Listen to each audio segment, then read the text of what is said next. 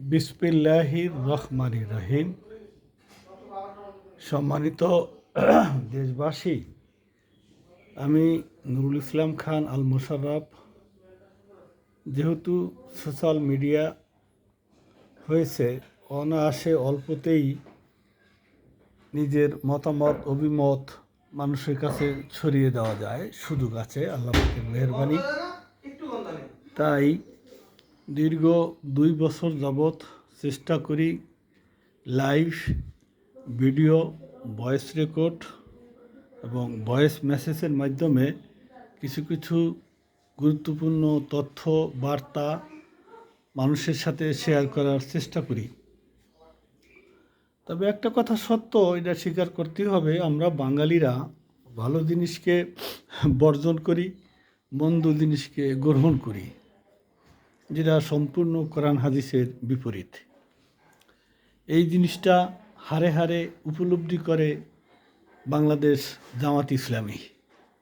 তারা দীর্ঘ 55 বছর যাবৎ সাধনা করতেছে ইসলামী রাষ্ট্র তৈরি করার জন্য, রাষ্ট্রীয় ক্ষমতায় আসার জন্য।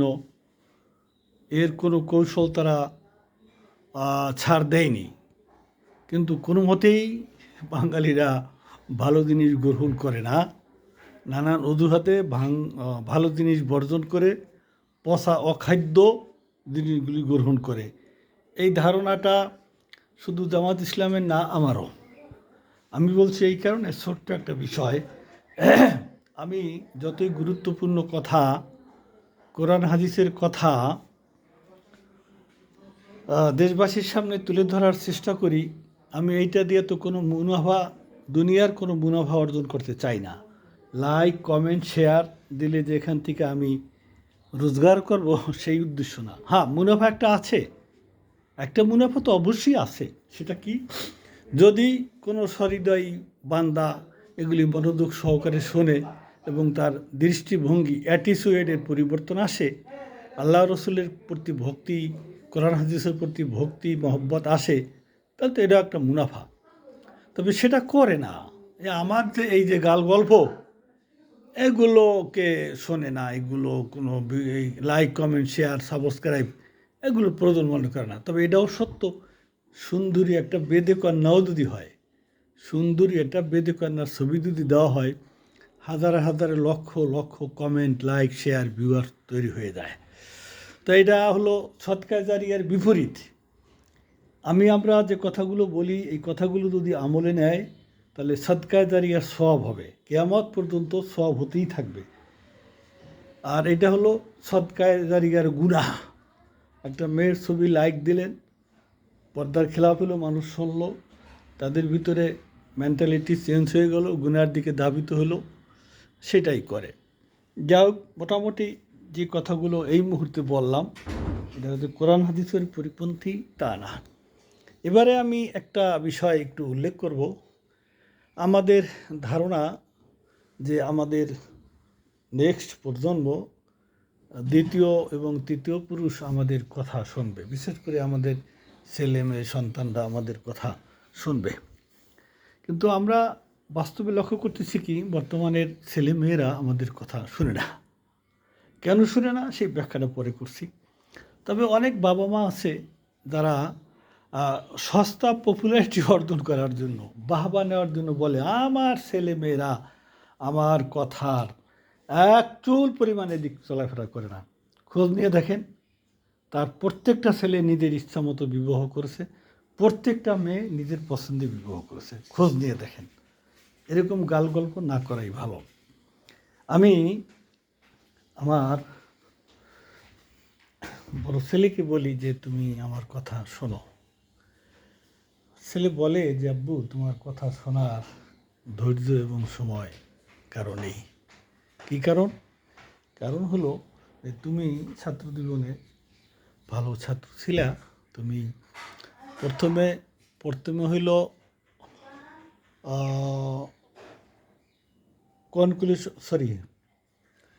ইন্ট্রোডাকশন, তারপরে ডেসক্রিপশন, তারপরে কনক্লুশন, এই 3টা পার্ট করে অংশে অ্যান্সার করেছো। কথা বলতে গিয়েও তুমি তাই করো। প্রথমে ইন্ট্রোডাকশন, পরে ডেসক্রিপশন, লাস্টে কনক্লুশন। তো এইভাবে কথা শোনার ধৈর্য কারো হয় না। তা আমি আর লাজবাব হয়ে গেলাম, দেখলাম যে না, ছেলে অযৌক্তিক কথা বলেনি। আর সবচেয়ে বড় কথা হলো যে আমাদের বাবা মা লেখাপড়া কম জেনেছে, তারা যে কথাগুলো বলছেন তাদের থেকে হয়তো বাহ্যিক জ্ঞান আমাদের একটু বেশি ছিল। তারা দূরদর্শী পারদর্শী ছিলেন, কিন্তু ওই কিছু বিষয় আমরা একটু ভালো বুঝতাম, এবং তখন তারা বলতো তোমরা যেটা ভালো মনে করো সেটা করো। এখনকার ছেলেরাও কথা শোনে না, কথা শোনে না। শোনে না, কিন্তু তাদের যে প্রযুক্তি, তাদের চিন্তা ভাবনা আমাদের সাথে মিলে না। তো এখন যে ছেলেরা, সন্তানেরা যে বাবা মার কথা শোনে না, মেয়েরা কিছুটা শোনে, এই জন্য আমি কষ্ট পাই না। না পাওয়ার কারণ হলো এই যে আমি কয়েকটা রেফারেন্স দিব। এটা কিন্তু আপনাদেরকে এই বাবা মার কথা সন্তানরা শুনবে না, এটাকে এস্টাবলিশড করার জন্য বলছি না, ক্ষমা চাই নেই। আমি বলছি এই কারণে যে আপনি কষ্ট পাবেন না। এরকম দৃষ্টান্ত আছে, বহু নবী রাসূলদের ছেলেমেয়েরাও তাদের কথা শোনে নাই। এটা বুঝাইবার জন্য, অত আপনি কষ্ট থাকবে না। নাম্বার 1, হযরত আদম আলাইহিস সালাম, তার পুত্র কাবিল আদম আলাইহিস সালামের কথা শুনে নাই। কথা তো শুনে নাই, বরং পৃথিবীর সবচেয়ে বড় অপরাধ করেছে। প্রথম খুনি একজন নবীর ছেলে, এটা আমরা অন্যভাবে নেব না। এবং তার স্ত্রী হাওয়া, সেও আদম আলাইহিস সালামের কথা শোনেন নাই। বাধ্য হইয়া তাদেরকে 350 বছরের জন্য বেহেশত থেকে এই জগতে বের করে দেওয়া হয়েছে। এটা স্বতঃসিদ্ধ কথা। নাম্বার 2, এরপরে দ্বিতীয় নবী আদমে সানি নূহ আলাইহিস সালাম। নূহ আলাইহিস সালাম 950 বছর দিনের দাওয়াত দিয়েছেন, মাত্র 40 জন নারী পুরুষ ঈমান আনছেন। তার কারণ তার স্ত্রী তার কথা শুনে নাই, তার ছেলে তার কথা শোনে নাই। এরপরে যদি বলি হযরত ইয়াকুব আলাইহিস সালাম, ইয়াকুব আলাইহিস সালামের ছেলেরা তার বাবার কথা শোনে নাই, না শুনে তাকে, সেই ইউসুফকে কূপের ভিতরে ফেলাই দিয়া বরং মিথ্যা কথা বলছে। সেরকম অনেক কথা আছে, এগুলোর থেকে আমরা কি শিক্ষা নেব? আমরা শিক্ষা নেব যে আমাদের প্রজন্ম, নেক্সট প্রজন্ম যদি আমাদের কথা না শোনে, সেই হিসাবে কোনো অমঙ্গল তো নেই, এটা আমাদের কষ্ট পাওয়ার কিছু নেই। আমরা দেখেছি, শোনা না শোনা তার ব্যক্তিগত স্বাধীনতা আছে অনেক। এই যে আমি উদাহরণ দিলাম 3-4টা, এরকম অনেক নবী রাসূলদের সন্তানরাও তাদের বাবা মার কথা শোনেন নাই। আশা করি বিষয়টি বুঝে আসছে। পরবর্তী আপডেট দেখার অনুরোধ রাখছি। আসসালামু আলাইকুম রহমতুল্লাহ।